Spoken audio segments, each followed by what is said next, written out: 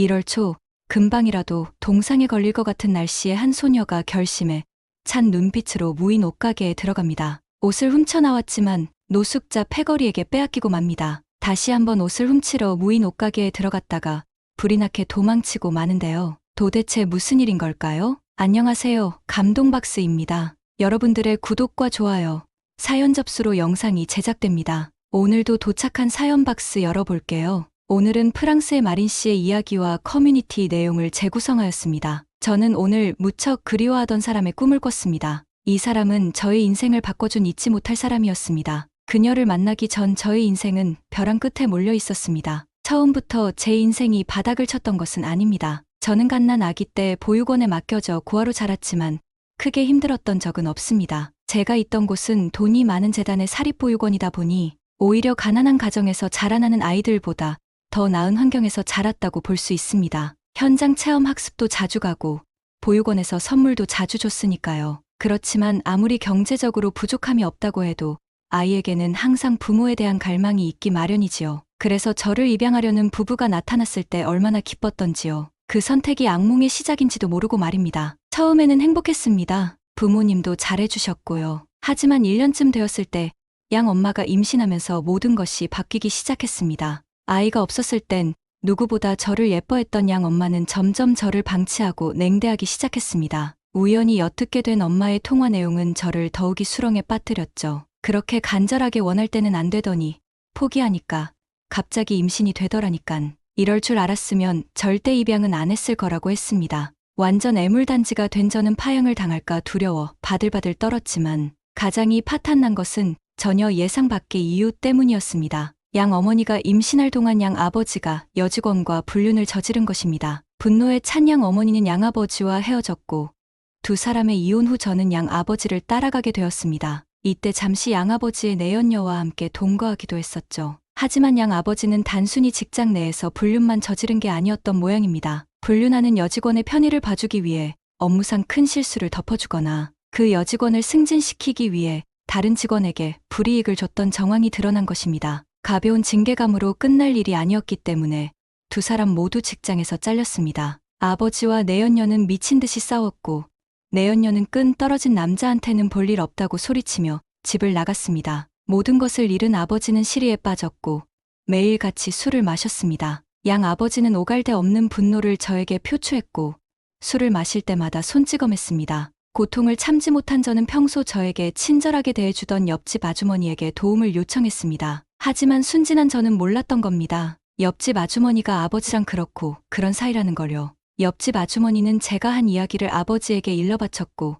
저는 그날 세상에 태어나서 가장 심하게 맞았습니다. 어른을 불신하게 된 저는 집을 탈출하여 혼자 살아남아야겠다는 생각이 들었습니다. 아버지는 한동안 저를 감시했지만 몇 달 동안 제가 쥐죽은 듯이 살자 점점 방심하기 시작했습니다. 그리고 그가 술을 사러 나간 날 저는 먹을 것과 옷까지 몇 가지를 챙겨 집을 나왔습니다. 길거리를 떠돌게 된 저는 집에서 가져온 육포나 빵 등을 아껴 먹었고 구걸하거나 쓰레기통을 뒤지기도 했죠. 하지만 또 다른 복병이 저를 기다리고 있었으니 바로 추위였습니다. 양아버지와 살던 곳에서 최대한 먼 곳으로 도망친 저는 프랑스의 리옹에서 살아가고 있었습니다. 리옹은 겨울에는 일반적으로 낮은 기온과 함께 눈이나 서리가 내리는 추운 지역이었습니다. 저는 옷가지를 간단하게만 챙겨 나온 것이 너무 후회됐죠. 1월 초, 금방이라도 동상이 걸릴 것 같은 날씨에 결국 저는 하지 말아야 할 생각을 하고 말았습니다. 바로 옷을 훔친다는 생각 말이죠. 죄책감이 없었던 것은 아닙니다. 저도 수도 없이 고민했어요. 하지만 의식주가 제대로 해결되지 않는 절박한 상황에 부닥쳐 있는 어린아이에게 있어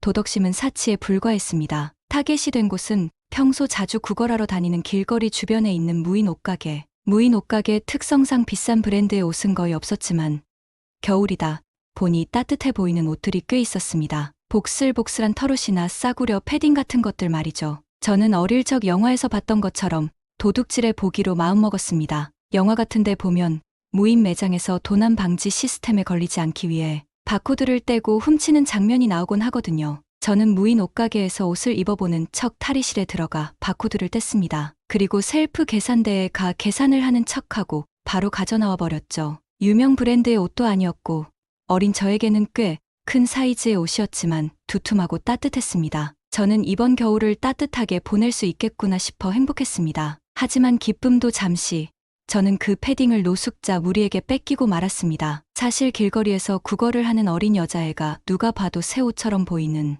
그것도 꽤 따뜻해 보이는 옷을 입고 있는데 눈에 안 뜰 리가 없었죠. 저는 울면서 돌려달라 사정했지만 노숙자들은 낄낄대면서 제 옷을 가져가 버렸습니다. 다시 벌벌 추위에 떨게 된 저는 무인 매장으로 가서 또 옷을 훔치려고 했습니다. 그러나 이상하게도 그날은 매장에 그 동양인 여자 사장이 와 있더군요. 그리고 옷가게 쪽으로 오고 있는 저를 빤히 쳐다보는 겁니다. 순간 옷을 훔친 게 걸렸나 싶어 마음이 덜컥 내려앉았습니다. 저는 가게를 등지고 뒤돌아 빠른 걸음으로 걷기 시작했으나 동양인 사장 또한 매장 바깥으로 나와 저를 쫓기 시작했습니다. 겁먹은 저는 쫓아오는 그녀를 보고 다른 박질을 시작했습니다. 그러나 어린아이가 어른을 따돌리기란 어려웠고 결국 얼마 가지 않아 그녀에게 잡히고 말았습니다. 그리고 간담이 서늘해지는 목소리로 저를 압박하기 시작했습니다. 공포에 질린 저는 죄송하다면서 너무 추워서 버틸 수 없어서 그랬다면서 싹싹 빌기 시작했습니다. 눈물 콧물 짜면서 애원하는 저를 보며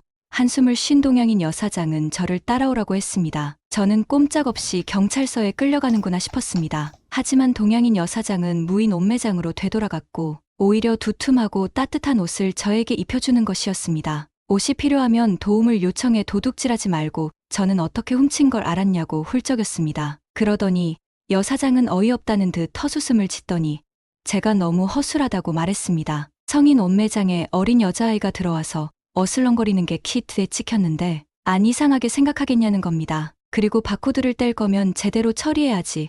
바닥에 던져두고 가면 되겠냐면서 제 코를 잡고 흔들더군요. 제가 아무리 똑똑한 척 해봐야 어린애의 얕은 수는 어른에게 다 보인다는 걸 이때 깨달은 것 같습니다. 동양인 여사장은 저번에 길거리에서 구걸하던 모습을 본 적이 있다면서 어쩌다가 너같이 어린 여자아이가 이런 처지가 됐냐고 말했습니다. 머뭇거리던 저는 그동안의 저희 사정에 대해서 말했습니다. 사정을 들은 여사장은 저를 잠시 동정의 눈초리로 보더니 고지어 단호한 목소리로 경찰서에 가서 그 양아빠라는 놈을 신고하자고 했습니다. 하지만 저는 절대 안 된다면서 신고하면 다시 아빠한테 끌려가고 말 거라고 울부짖었습니다. 여사장은 싫다고 말하는 저를 몇 시간이고 계속 설득했습니다. 나는 그 옆집 아주머니처럼 내가 그 아빠에게 돌아가게 두지 않을 거라고.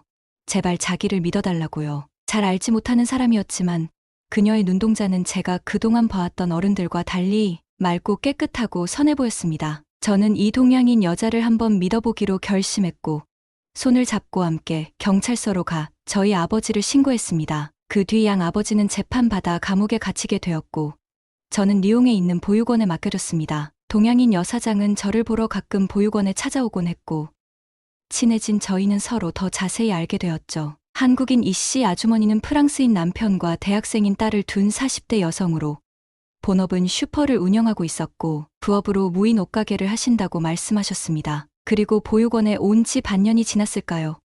보육원 원장 선생님이 저를 불러서 가보니 이씨 아주머니와 남편분이 와 계셨습니다. 이씨 아주머니 부부가 저를 입양하고 싶다는 의사를 밝혔다고 하더군요. 그러나 저는 입양을 가고 싶지 않다고 이야기했습니다. 보육원 원장님은 무척 당황하시면서 어쩔 줄 몰라 하셨지만 이씨 아주머니는 부드러운 얼굴로 왜 자기랑 같이 살고 싶지 않냐고 물어보셨고 아주머니에게 저희 심정을 이야기했죠. 어릴 적 설레는 마음으로 입양을 간 저는 친자식이 생기자마자 파양당할지 모른다는 두려움에 떨어야 했습니다. 그 뒤엔 부모의 업신여김, 육체적인 고통이 있었죠. 지옥 같았던 집에서 빠져나온 이후엔 입양을 가느니 차라리 익숙한 보육원에 있는 게 더 편하게 여겨졌어요. 이씨 아주머니는 이해한다는 듯 제 마음이 변할 때까지 기다려주겠다고 했어요. 하지만 저는 변할 때까지 기다려주겠다는 그 마음마저도 부담스러웠습니다. 그 이후 아주머니와의 만남을 거부하자 편지와 선물만 정기적으로 보내셨습니다. 저는 아주머니가 시간이 지나면 제 풀에 지칠 줄 알았습니다. 하지만 아주머니는 몇 년이 지나도록 저에게 계속 편지와 선물을 보내셨고